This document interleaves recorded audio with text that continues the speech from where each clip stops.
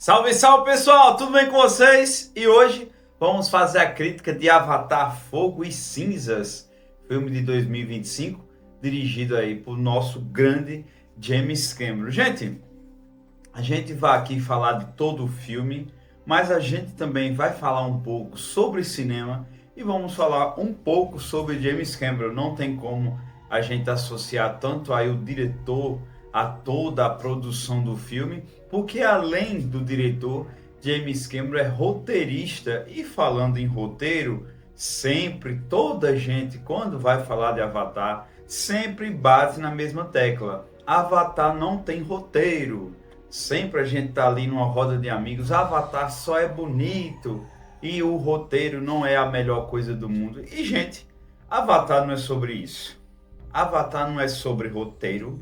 E isso eu não sei o porquê que virou um pensamento de manada, onde toda vez que se fala de Avatar, tem que se falar sobre o roteiro, que realmente não é o melhor roteiro do mundo, e Avatar não quer isso. Avatar deixa isso bem claro a cada close, a cada take, a cada efeito especial maravilhoso que tem. Se você procura Avatar para ter roteiro, para ter uma história existencialista, uma história que vai te cativar, que vai sair dali, você não vai ter. Aliás, teve até coisas aqui no terceiro filme, aliás, nos três filmes, que faz você pensar, que faz você ver o mundo de outra forma, até a tua espiritualidade. É de uma maneira sutil? É. Mas ele tem sim, mas a proposta dele não foi essa. E, gente, a gente vai entrar aqui sobre a questão da produção do filme, onde ele foi gravado ao mesmo tempo do segundo filme, Caminho da Água. Na verdade, este filme era para ter sido dois. Na verdade, o problema de Avatar 3 que existe é o 2. E isso a gente vai para um segredo de produção, é um bastidor, onde esse filme ele foi gravado de uma vez só. Aí o que acontece? O diretor, o James Cameron, em determinado momento viu que dava para fazer um terceiro filme. Ou seja, ele fez um corte e aí transformou o segundo, que a gente tem hoje, com a primeira parte do Caminho da Água. Por isso que eu já deixei aqui a crítica no canal sobre essa questão mais contemplativa, essa questão mais parada lá dele do segundo ato, que é o Caminho da Água. E o que ele fez? Ele segurou muitos dos momentos para Fogo e Cinzas. Gente, isso é muito interessante. Se fosse um diretor incompetente, se fosse um diretor que não entende tanto de cinema, esse filme não teria dado certo. Ele não teria dado certo. E o grande mérito do filme é a edição e a montagem. E tem alguns sutis problemas de montagem em Fogo e Cinzas. Mas a gente vai chegar lá sobre. Então o que acontece? Muitas coisas que acontecem em Fogo e Cinzas é de maior proporção, de menor proporção no 2. No 2. Então existe esse déjà vu sim, no filme terceiro. Existem elementos que foram usados no 2 que se repetem, onde o próprio James Cameron se repete no 3. Mas isso não é ruim. E eu compreendi o que ele fez. E eu compreendi o que ele fez porque em análises anteriores sobre Avatar e só do próprio James Cameron, a gente tem a questão que ele mesmo se repete em alguns elementos, até que ele usou lá em Aliens o Resgate. Ele usa elementos do próprio Exterminador do Futuro, e eu acredito que na segunda resenha eu falei que ele não queria terminar. E essa sensação de terminar também tem aqui, mas menor. No Fogo e Cinza é bem menor, mas existe. Mas, gente, o filme ele não é ruim. O filme é um espetáculo e eu vou continuar lá e eu vou dar minha conclusão. Mas vamos lá. Então aí temos a questão da montagem, temos alguns motivos de Caminho da Água e vamos para os personagens. Então, gente, aí a gente também entra na questão do roteiro, essa questão da família Sully. Então a gente tem os eventos pós Caminho das Águas, onde o elemento ainda é água, e eu não sei de quem foi a citação, eu não sei se isso foi colocado entre a gente, onde cada filme seria um elemento. Eu acredito que muita gente esperou que o segundo filme já entrasse com a questão do fogo. Mas não, gente. A gente tem uma continuação direta de Caminho das Águas, onde a família Sully ainda vive o luto e tem toda a questão para chegar à questão do fogo. A ideia que a gente tem de fogo é de corrompido. A gente tem a ideia de fogo de seja os ruins, né? Então, isso vai ser trabalhado. E, gente, isso foi até mais rápido do que lá no Caminho da Água. Porque lá no Caminho da Água foram 50 minutos para chegar no elemento da água. O clã dos... o clã da água.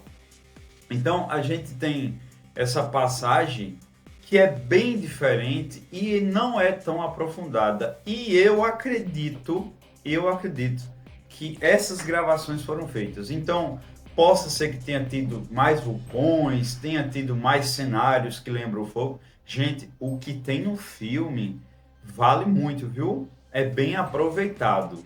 Mas com toda certeza existia muito mais coisas que ele deixou. Existem outras questões do fogo que daria para ser trabalhada. Então, gente, a família Sully dá ali continuidade em relação a tudo que aconteceu. E aí, gente, alguns outros personagens ganham destaque e também membro da família Sully, não tem como, é a questão do Spider. O filho lá da família Sully está bem desenvolvido. Aliás, todos os personagens nesse terceiro filme estão bem desenvolvidos. Quem está menos um pouco é a esposa. A esposa do Jake é a menos. Mas todos os personagens são bem desenvolvidos.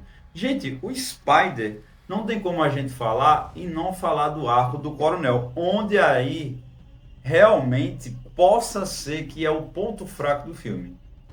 O Coronel Miles não dá, gente. Não dá para trazer de volta que ele teve que fazer aquilo no 2, mas aí ele se salva por dois motivos. Ele se salva por dois motivos nesse filme. A primeira é a questão do laço dele com o Spider, onde é muito interessante. Gente, tem que dar emoção, né? Tem que dar emoção ali para os personagens. E realmente, se essa luta de gato e rato entre ele e a família Sully já está ficando chato, né? Realmente está ficando chato. É bem interessante essa construção dele em relação a Spider. Tem hora que a gente não sabe se ele está mentindo, tem hora que a gente não sabe se ele está usando ali a lábia dele, a forma dele ali, para conquistar o bem maior dele. Ele é um egoísta, né? Mas é bem trabalhado isso. Então, salva-se o vilão por essa construção, por esse desenvolvimento. Assim como o Spider, que ganha ali uma nova forma de respiração, essa convivência dele ali com Pandora. Muito interessante também, gente. Muito interessante. Então, veja aí que, apesar de dificuldades no roteiro, onde James Cameron realmente não tem um interesse de fazer algo grandioso, eu vi sim um desenvolvimento de muita coisa, muita coisa mesmo. E, gente, toda aquela contemplação do segundo filme não existe aqui. O filme tem um ritmo maravilhoso. E aí, gente, vamos entrar com o melhor personagem, sem sombras de dúvida aqui. É uma surpresa esse personagem e James Cameron deveria ter dado mais tempo, mas eu acredito que ali no quarto filme ou quinto filme, porque realmente vai ter essa luta ali dos elementos, é o personagem de Varangue, da tribo Mangawa. Então tem essas tribos e essa, gente, é muito bem construída, assim como da água. E, aliás, essa foi menos explorada, como também já falei aqui na análise. Ela é menos explorada, daria para contar realmente o porquê desse rompimento e, gente, é muito bem construído. É muito bem construído com o pouco tempo que tem. A Varangue, toda a motivação dela, essa questão da luta contra o Eia, né, que é a deusa lá da região deles. Então é muito interessante essa questão da espiritualidade, essa questão da ancestralidade, né? Isso é muito bom. Eu não sei o porquê as pessoas não conseguem ver isso. Do mesmo jeito que é algo tão grandioso, os efeitos, os espetáculos, né? O evento que é Avatar, existem esses detalhes de religiosidade, de espiritualidade que isso é bem trabalhado. Isso é muito bem trabalhado no filme. Isso eu não sei o porquê. Eu sei que toda a mitologia de Avatar já é influenciada de muito que já se viu. Aliás, a gente já comentou isso. A gente já comentou isso aqui. Mas isso é bem colocado, é bem feito. E muita pessoa bate no pé, fica ali falando só mal do filme. Da riqueza que é. De uma aula de história, de espiritualidade. É incrível, gente. É um personagem incrível. E aí, a gente amplia aqui o comentário sobre o ritmo do filme, que aí, gente, é de tirar o fôlego. É um filme onde você não cansa. Vou bater aqui de novo na tecla sobre a contemplação de Caminho das Águas. E neste filme, aí, gente, então não para, porque James Cameron, ele te segura do começo ao fim. Não tem como dizer, eu dormi no filme. Não tem como. Eu já assisti vários, centenas de blockbusters, e esse é aquele filme que te segura. A cada momento, tem um momento exato ali, que vai ter ação, que vai ter alguma mexida. Então, de todo aquele texto, vou falar um pouco sobre o texto, gente. Todo aquele texto, toda aquela história, toda aquela condução, ele vai te segurar ali na ação. E é uma ação maior do que a outra, e aí entra novamente a questão da montagem lá do começo da análise, que realmente muita coisa se repete.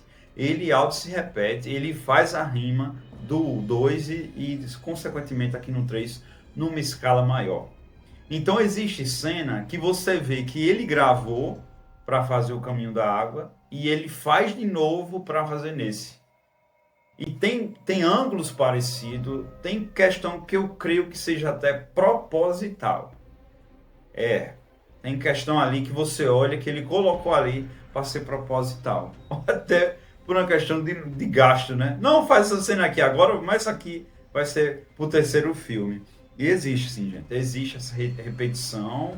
A gente chega ali no segundo pro terceiro ato, onde as cenas de ação são surreais. Agora, no terceiro ato, é nível Senhor dos Anéis, nível Star Wars aí, em uma escala perfeita.